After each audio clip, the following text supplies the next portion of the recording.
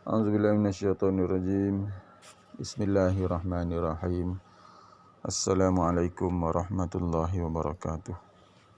Tafsir surah Hud ayat yang seterusnya, ayat yang ke-30. Firman Allah Subhanahu wa taala, a'udzubillahi minasyaitonirrajim. Wa ya qaumi yansurni minallah wa ya qaumi yansuruni minallahi in tarattuhum afala tazakkarun. Maksudnya, wahai kaumku, siapakah yang akan menolongku dari azab Allah jika aku menghalau mereka? Mengapakah kamu tidak mahu mengingati kekuasaan Allah? Nabi Nuh berkata kepada kaumnya, kalau aku menghalau mereka-mereka yang miskin ini, mereka-mereka yang beriman yang miskin ini, kalau aku halau mereka daripada aku, siapakah yang dapat menolong aku jika aku diseksa oleh Allah Subhanahu wa taala? Apakah kamu tak reti nak fikir perkara ini?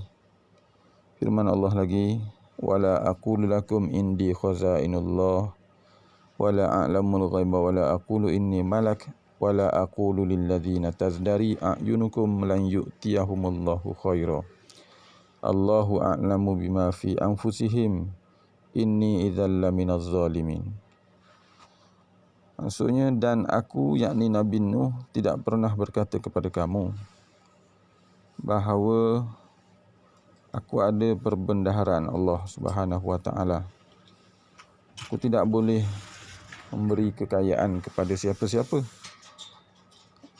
sebab aku tidak ada perbendaharaan Allah Subhanahu wa taala. Perbendaharaan Allah taala tidak ada di sisiku. Dan tidaklah aku mendakwa bahawa aku ini mengetahui perkara yang ghaib. Aku tidak mengetahui perkara yang ghaib, melainkan apa yang diberitahu kepadaku oleh Allah Subhanahu wa taala melalui malaikat Jibril. Dan aku tidak mengatakan bahawa aku ini malaikat. Aku juga bukan malaikat, kata Nabi Nuh. Dan aku juga tidak berkata terhadap orang-orang yang beriman yang kamu pandang hina itu, bahawa Allah Ta'ala tidak akan memberi kebaikan kepada mereka. Allah lah yang lebih tahu apa yang ada dalam hati mereka. Allah lah yang akan membalas kebaikan yang mereka lakukan itu.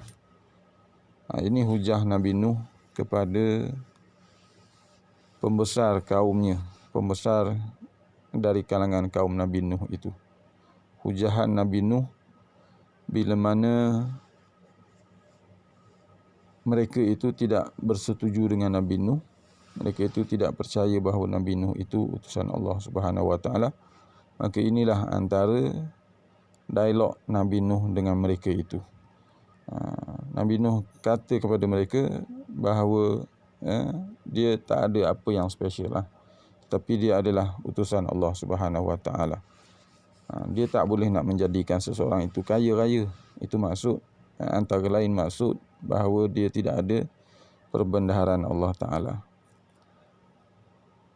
Sesungguhnya jika aku bertindak demikian, maksudnya jika aku menghalau mereka-mereka yang miskin yang beriman itu, tentulah aku termasuk dari kalangan orang yang zalim, kata Nabi Nuh kepada kaumnya. Firman Allah lagi, qalu ya Nuhu qad jadaltana fa aksarta jidalana fa'tina bima ta'iduna in kunta minas shadiqin. Jadi mereka-mereka yang kufur ini, dari kalangan pembesar ini, mereka berkata kepada Nabi Nuh, wahai Nuh, sesungguhnya engkau telah bertikam lidah membantah kami, lalu engkau banyakkan sangat hujah-hujah semasa mengemukakan bantahanmu kepada kami. Maksudnya lama dah kita duk berlawan hujah ni. Lama dah kita duk bertengkar, bertikam lidah ni, kata mereka kepada Nabi Nuh. Jadi ini seolah-olah mereka itu telah putus asa dalam berbahas itu. Seolah-olah mereka di sini kalah lah dalam berbahas dengan Nabi Nuh itu. Jadi Nabi Nuh menyeru mereka supaya meninggalkan penyembahan berhala. Nabi Nuh kata kepada mereka, kalau kamu terus-terusan begini, aku bimbang nanti kamu akan diseksa oleh Allah Subhanahu wa taala. Kalau tidak kena di atas dunia, kamu kena di hari akhirat nanti. Kalau kamu terus-terusan begini.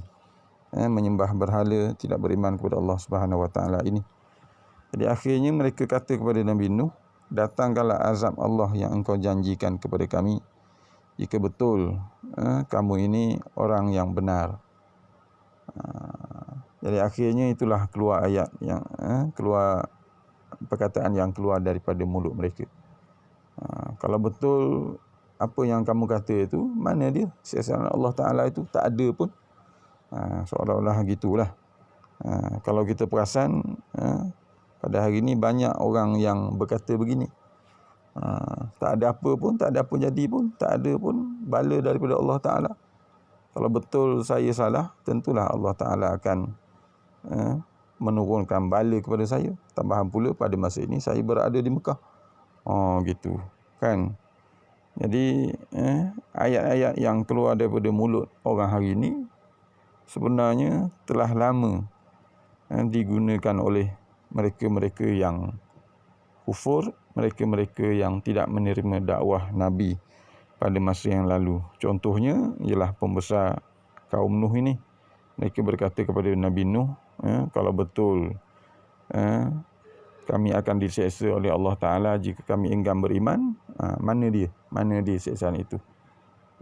Seolah-olah mencabar supaya Nabi Nuh doa kepada Allah Ta'ala supaya turunkanlah sahaja azab kepada mereka ini. Dia nak tengok benda tu, seolah-olah dia nak kena seksa dahulu, barulah dia nak beriman.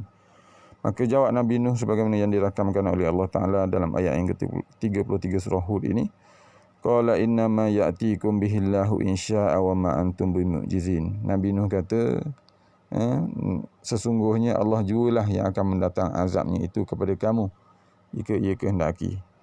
Maksudnya menyeksa-nyeksa ini kerja Allah Ta'ala, bukan kerja aku. Tetapi kamu kena ingat, kata Nabi Nuh, wa ma antum bimu'jizin. Kalau azab Allah itu datang, kamu tak boleh buat apa. Kamu tak akan dapat lari daripada siksaan Allah Ta'ala itu.